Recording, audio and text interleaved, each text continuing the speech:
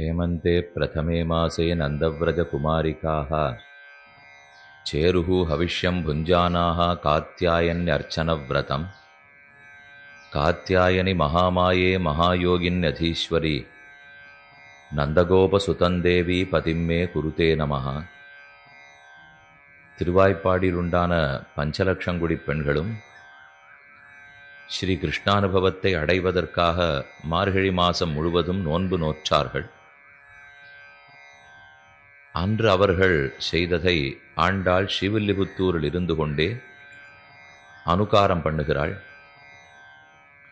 அவ்வனுகார முதிர்ச்சியாலே அவளுக்கு இடைச்சி பாவனை ஏற்பட்டு இடநடையும் இடமுடியும் இடைப்பேச்சும் முடைநாற்றமுமாய் மாறிவிட்டதாம். அவள் நடப்பதும் இடைச்சியப் போலே, பேசுவதும் இடைச்சியப் போலே, கொண்ட முடிச்சு போட்டு கொள்ளுவதும் இடைச்சிகளைப் போலே அவள் திருமேனியிலேயே வெண்ண நாற்றமும் மோர் நாற்றமும் வீசிற்றான்.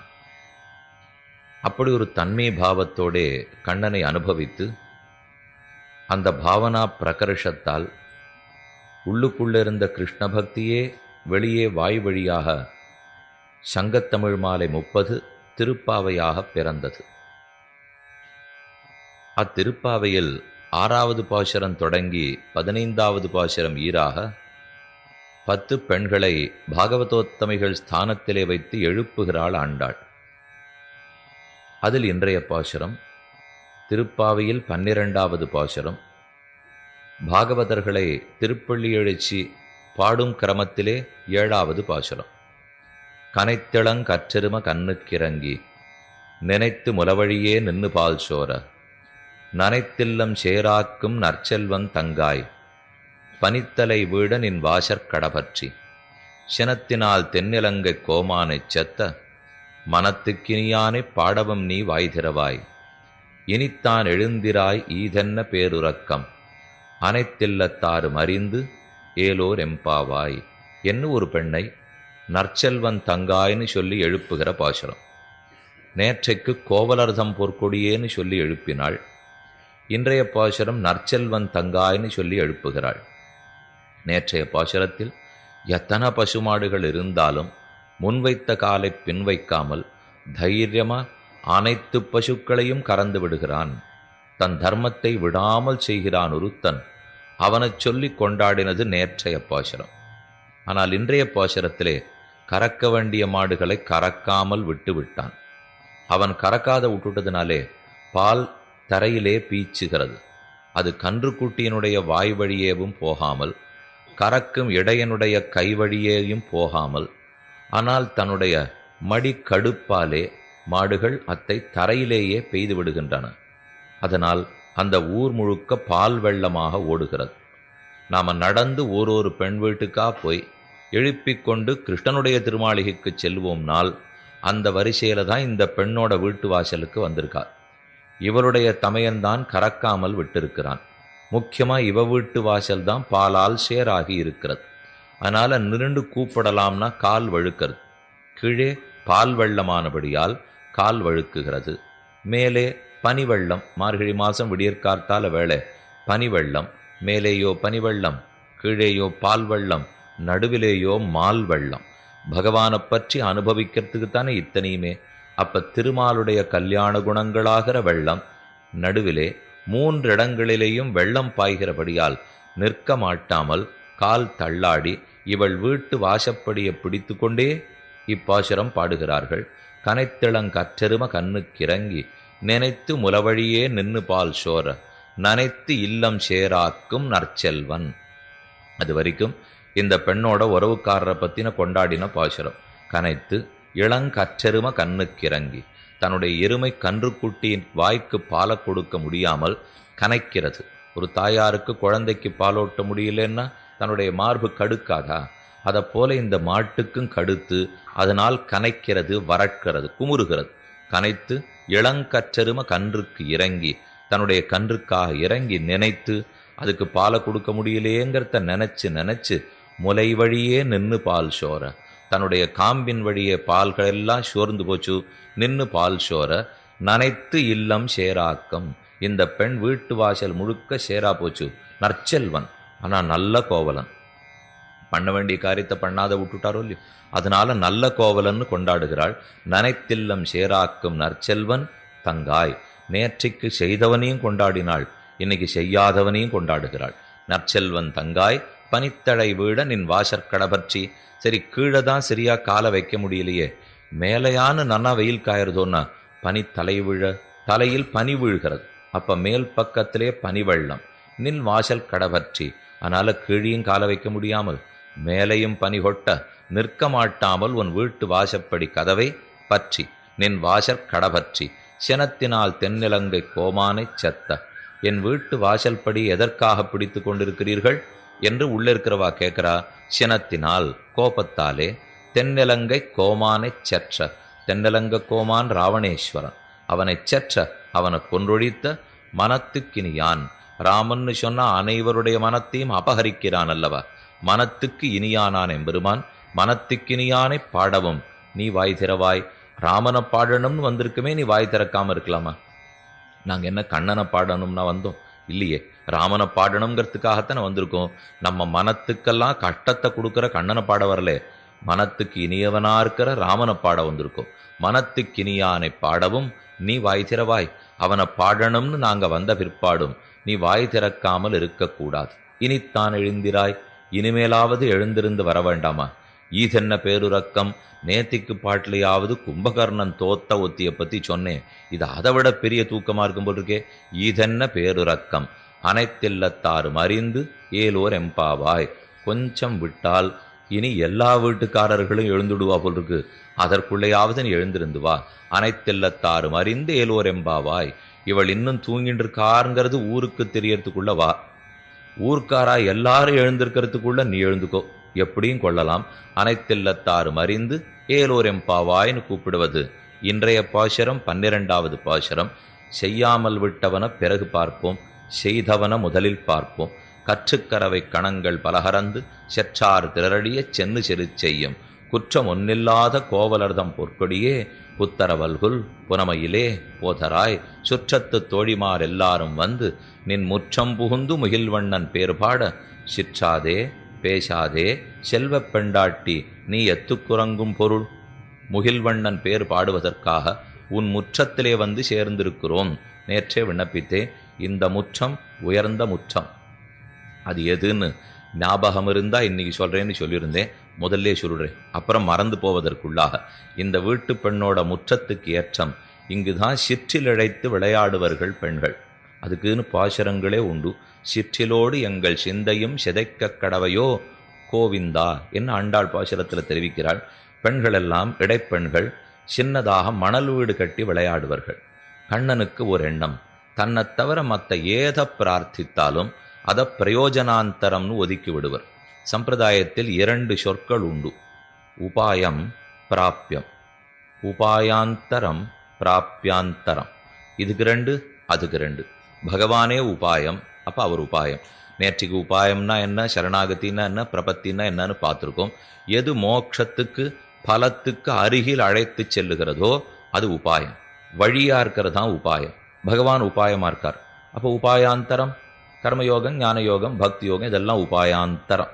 அவனை காட்டிலும் வேறுபட்ட சொல்லியும் அவனை எல்லாமாக பற்றாமல் அது தவிர மற்றொன்றின் மூலம் பகவான் அடைகிறோம்னால் அது உபாயாந்தரம். நம்முடைய சம்பிரதாயத்திலே ஆரெல்லாம் சரணாகதி மார்க்கத்தில் வந்திருக்கிற இந்த சம்பிரதாயத்திலே உபாயமா பகவானை பற்றுவோம், உபாயாந்தரங்களை பற்றுவதில்லை. இது ஓர்படி. மற்றொரு படி பிராப்பியம் பிராப்பியாந்தரம். பிராப்பியம்னா பிரயோஜனம், புருஷார்த்தம்னு அர்த்தம். அப்போ பிரயோஜனாந்தரம்னால் பகவான பிரயோஜனமா பிரார்த்திக்கிறத விட அதை தவிர மற்ற எதையானும் பிரயோஜனமாக பிரார்த்தித்தால் அதுக்கு பிரயோஜனாந்தர சம்பந்தம்னு பேர். வேறு எதை அப்படி கேட்கலாம்? ஐஸ்வர்யானுபவம், கைவல்யானுபவம். லோகத்தில் எப்பவும் 3 அனுபவம் உண்டு. ஒன்று ஐஸ்வர்யானுபவம், ஒன்று கைவல்யானுபவம், ஒன்று பகவத் அனுபவம். ஏன் இதை 3ன்னு சொல்றீங்கன்னா அது அடிப்படை தத்துவங்களை பொறுத்தது. தத்துவங்கள் 3 இல்லையோ, அச்சித்து சித்து ஈஸ்வரர்கள் தத்துவங்கள் 3 இருக்கிறபடியால் அதற்குரிய அனுபவமும் 3 ஆயிடுறது. அச்சித் அனுபவம், சித் அனுபவம், ஈஸ்வர அனுபவம். அச்சித்தனுடைய அனுபவம்ங்கிறது தான் ஐஸ்வர்ய அனுபவம். அச்சித் அனுபவம்ங்கிறது கண்ணால் பார்த்தல், காதால் கேட்டல், வாயால் ருச்சித்தல், மூக்கால் முகர்தல், கையால் தொடுதல், இதெல்லாம் அச்சித்தினுடைய அனுபவம். அச்சித்துங்கிறது ஞானசூன்யமான தத்துவங்கள். சப்தம், ஸ்பர்ஷம், ரூபம், ரசம், கந்தம். இந்த அஞ்சுத்தான் பஞ்ச தன்மாத்திரங்கள்னு சொல்லுவார்கள். ஆக இந்த 5னுடைய அனுபவத்தை தான் அச்சித் அனுபவம், ஐஸ்வர்யானுபவம்னு சொல்லுவோம். அப்போ தத்துவங்கள் 3, அதில் அச்சித்தே தத்துவம்னு என் கண்ணில் படுறதுன்னு வச்சுங்கோ. அப்போ நான் அச்சித் அனுபவத்துக்கு தான் ஆசைப்படுவேன். எனக்கு எது தெரியறதோ அதுக்கு தான் நான் ஆசைப்படுவேன். என் கண்ணுக்கு அச்சித்து தான் தெரியறது. யார் கண்ணுக்குமே அச்சித்து தான் தெரியும். ஏன்னா அச்சித்து ஒன்று தான் கண்ணுக்கு தெரியும். சித்தான ஜீவாத்மாவும் கண்ணுக்கு புலப்பட மாட்டார், பரமாத்மாவும் கண்ணுக்கு புலப்பட மாட்டார். இந்த விஷயத்தில் ஆத்மாவுக்கு பரமாத்மாவே தேவலை.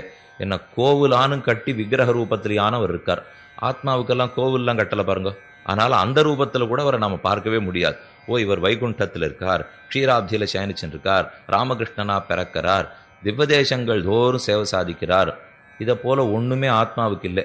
அவர் ஏதான் வைகுண்டத்திலே தனியாக அவருக்கு உட்கார்றதுக்கு இடம் கொடுத்துருக்கா, இல்லை க்ஷீராப்தியில் சயனிச்சுருக்கா, அப்புறம் ஒரு 4 இடம் இருக்குன்னா போய் சுவாமி இந்த மாதிரி இருப்பார்னு பார்த்துட்டாலும் வரலாம். அதனால் இந்த ஆத்மாவை தெரிஞ்சுக்கிறது தான் ரொம்பவே கஷ்டம். அச்சித்தை தெரிஞ்சுக்கிறது ரொம்ப சுலபம். பரமாத்மாவை ஓரளவு தெரிஞ்சுடலாம். ஏன்னா பிரமாணங்கள் அதிகம் இல்லையே. பரமாத்மாவை பற்றி எழுதி வச்சிருக்கிற புஸ்தகங்கள் எத்தனை ஆயிரம், 1 இல்லை 2 இல்லை. வேதம் முழுக்க, இதிகாச புராணம் முழுக்க, ஆழ்வார் பாசுரங்கள் முழுக்க. ஆனால் ஆத்மாவை பற்றி அவ்வளவு தூரம் அனுபவம் எழுதி வச்சிருக்கான்னா அப்படியும் இல்லை. அது கேவலங்கிறதுனாலேயே ஓரளவுக்கு அதை சொல்லியிருக்கிறார்கள். அதனாலே அச்சித்தை பற்றி தான் நாம் சுலபமாக தெரிஞ்சுப்போம். எல்லா இடத்துலையும் கண்ணில் படுறது அச்சித்து தான். அப்போ அச்சித்தே தத்துவம்னு தெரிஞ்சுண்டு அதன் அனுபவத்தில் ஈடுபட்டுட்டோம்னால் இதற்கு ஐஸ்வர்யானுபவம்னு பேர். அதற்கடுத்து நல்ல சாஸ்திர ஞானம் வளர வளர, ஆச்சாரியனிடத்தில் போய் உபதேசம் பெற பெற, இதை காட்டில ஆத்மா உயர்ந்தது. தேகம் என்ன அழிஞ்சு போட போகிறது, ஆத்மா அழியாது.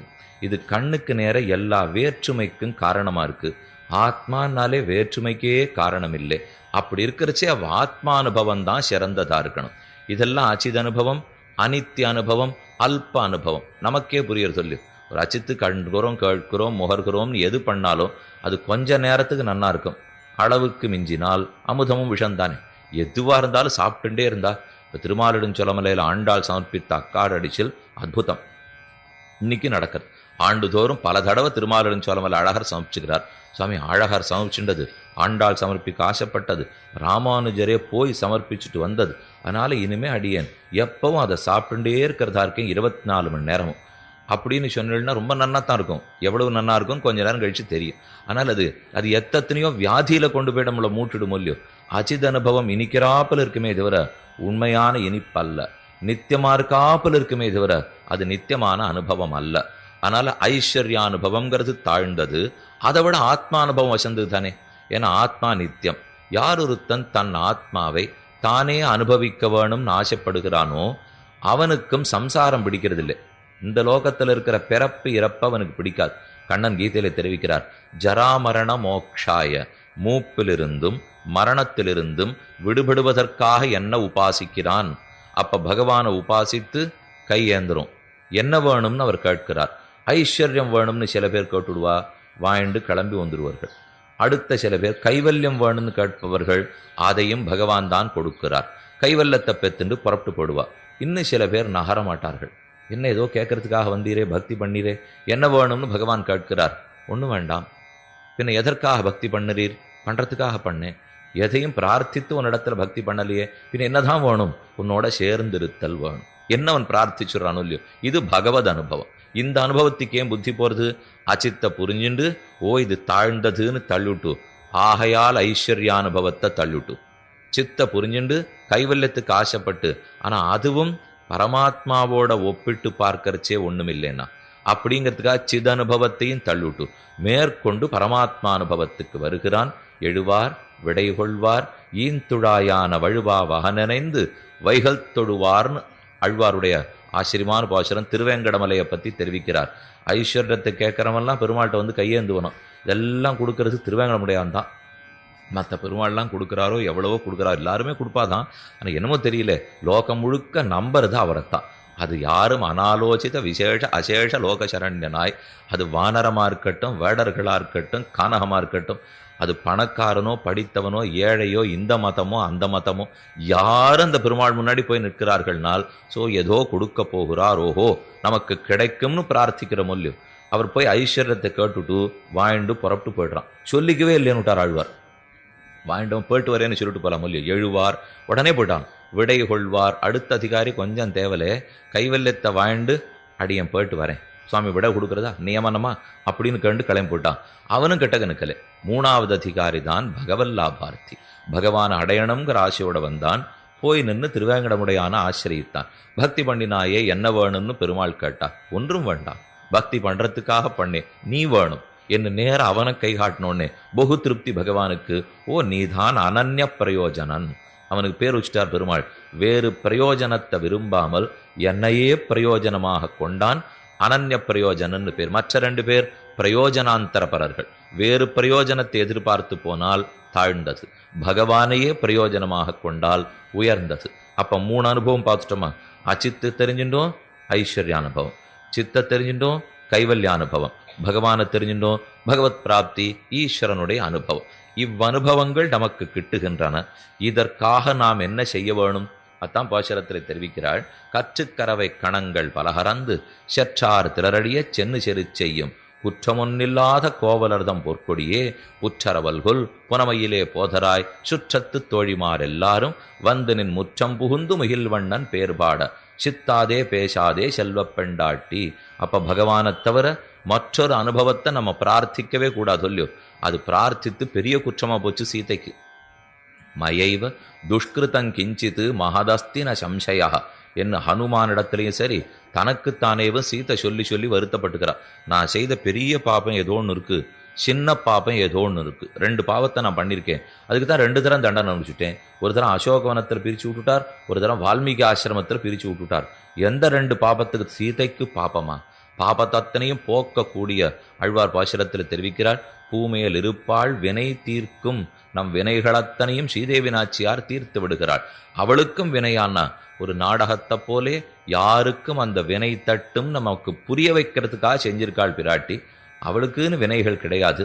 ஆனா அவளா இருந்தாலும் தண்டனை. அப்படின்னா நாம எப்படி இருக்கோம்னு ஜாகிரதையா புரிஞ்சுக்கணும் இல்லையோ. அதற்காகத்தான் பெருமாள் பண்ணி காட்டுறார். ஒரு குற்றம் செய்தது, பக்கத்துல ராமன் இருக்கும் போது அந்த மானை கொண்டு வான்னு பிரார்த்தித்தது. அப்ப பிரயோஜனாந்தரம் ஆயிடுறது இல்லையோ. பகவான் தான் பிரயோஜனம்.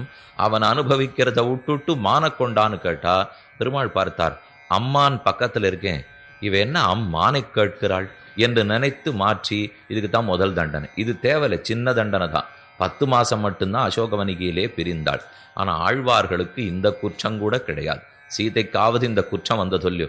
அம்மாழ்வார் பாசுரத்தில் தெரிவிக்கிறார். பூவை பைங்கிளிகள் பந்து தூதை பூம் பொட்டில் யாவையன் திருமால் திருநாமங்களே கூவியெழும்னு ஆச்சரியமான பாசுரம். அம்மாழ்வார் சிறு பெண் குழந்தை, பெண்ணில் ஆண்தான், நாயிகா பாவத்தில் பெண் குழந்தை.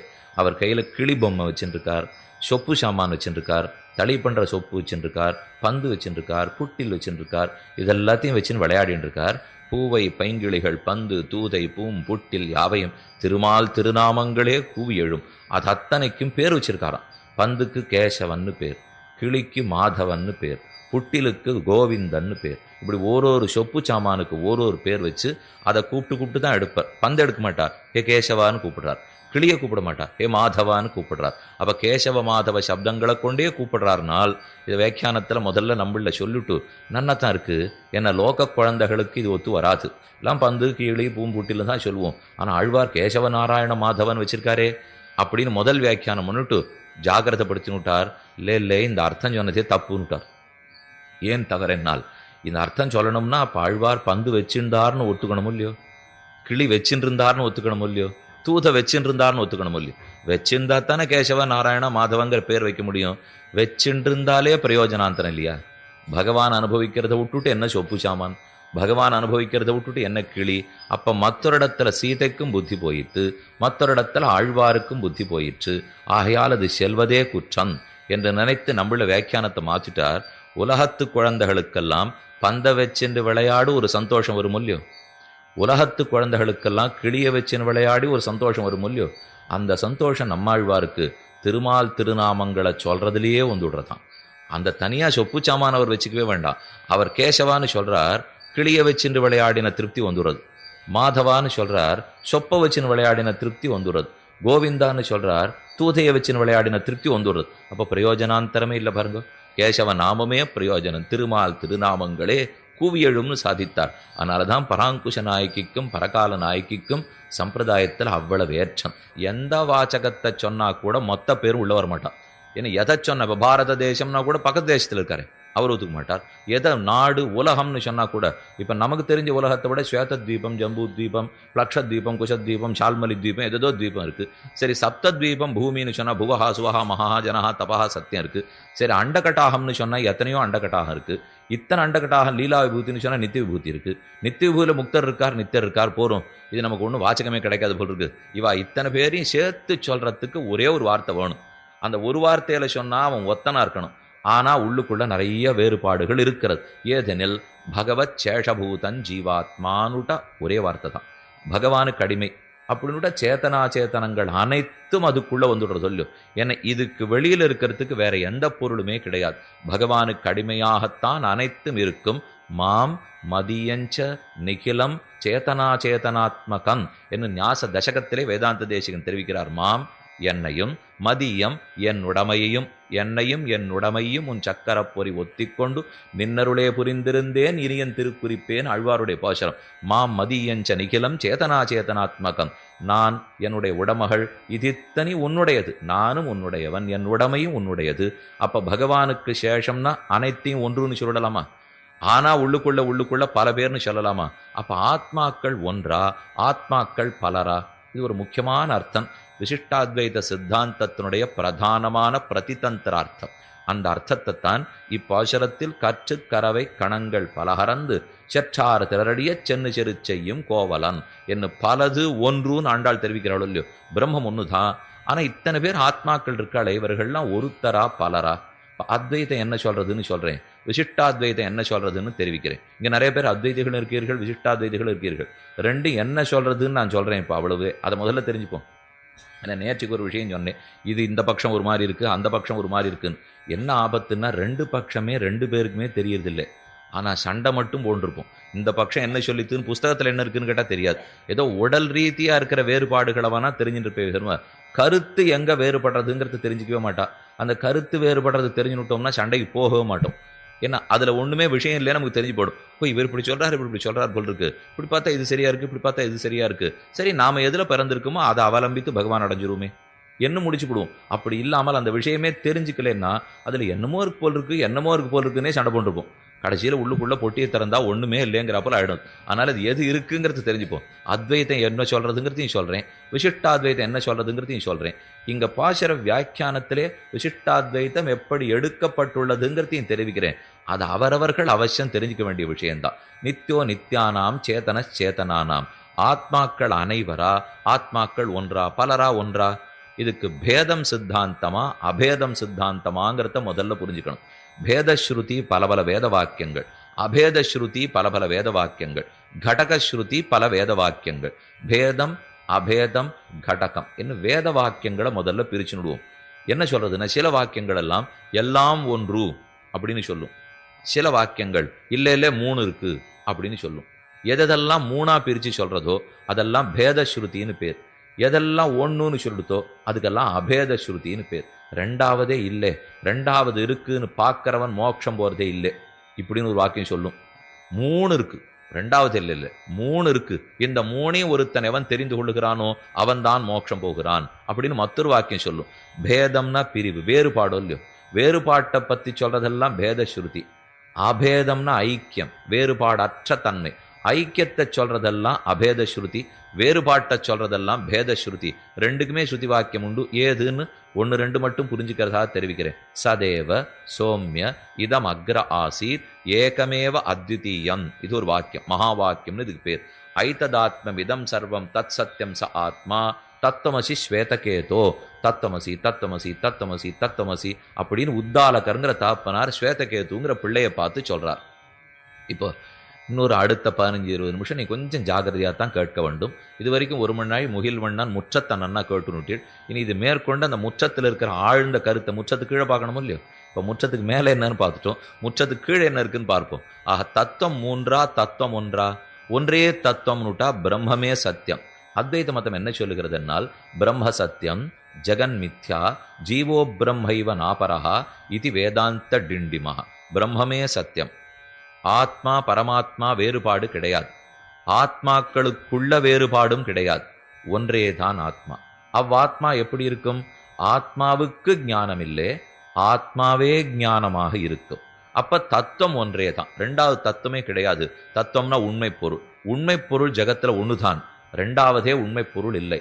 ஆதிசங்கர பகவத்பாதர் தன்னுடைய சிறு வயசிலே பெருமாளுக்கு திருவாராதனம் பண்றதுக்காக புஷ்பம் பறிச்சுட்டு இருந்தார். புஷ்பத்தை பறிச்சார், பூக்குடலில் போட்டுண்டார், ஏகம் 1ன்னு எண்ணினார். மறுபடியும் புஷ்பத்தை பறிச்சார், போட்டுண்டார், 2 2ன்னு எண்ணினார். மறுபடியும் புஷ்ப பறிச்சார், போட்டுண்டார், 3 இதனை எண்ணிட்டு போகணும். ஆனால் அவர் அப்படி எண்ணலை. ஏகம் ஏகம் ஏகம் ஏகம் 1 1 1ன்னு என்றார். தாயார் உள்ளேந்து கேட்டா, பிள்ளா என்ன 1 2 3 4 மறந்து போச்சா உனக்கு?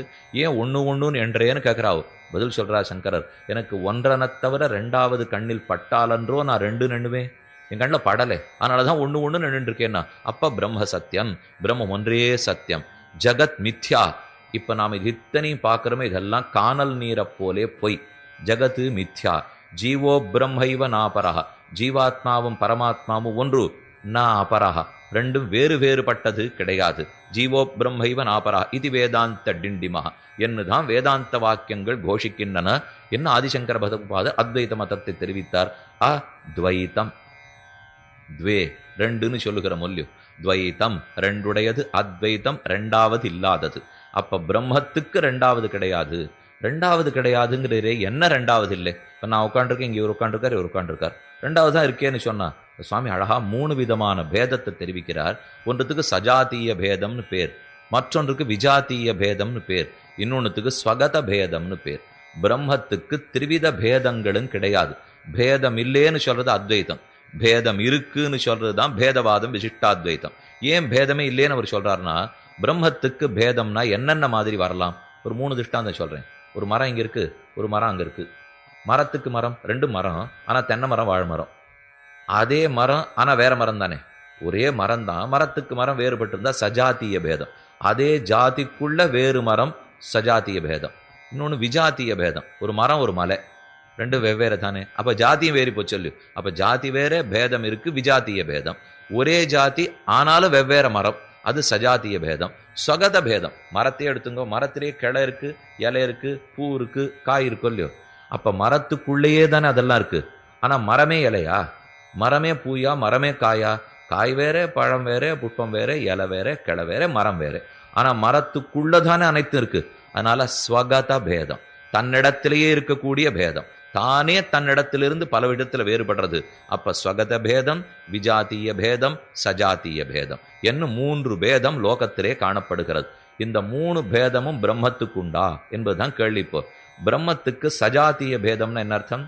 பிரம்மத்தினுடைய ஜாதி ஆட்டமே இன்னொன்னு இருக்கணும். பிரம்மத்தின் ஜாதிங்கிறது சைத்தன்யமுடைய ஜாதி, அறிவுடையது பிரம்மம், அறிவாகவே இருக்கும் பிரம்மம். அந்த சுவாமி தெரிவித்தார், இன்னொரு அறிவுடைய பதார்த்தம் இல்லை. ஏன்னா பிரம்மம் வேறே ஆத்மா வேறேன்னு தானே சஜாத்திய பேதம் வரும். ஆத்மாவுக்கு அறிவு, பரமாத்மாவுக்கு அறிவு. ஆத்மா வேறே பரமாத்மா வேறேன்னா அறிவுடைய ஜாத்தியிலேயே வேறுபட்டிருப்பாளோ இல்லையோ. நாம் இப்போ பார்க்குற ஜாதிக்கும் லோகத்தில் பேசுகிற ஜாதிக்கும் எந்த சம்மந்தம் இல்லை. தயவுசெய்து அதோட குழப்பிக்காதீங்க. இப்போ நாம் பேசின்னு இருக்கிற ஜாத்தியெல்லாம் அறிவுள்ளது அறிவில்லாததுங்கிறத பற்றினது.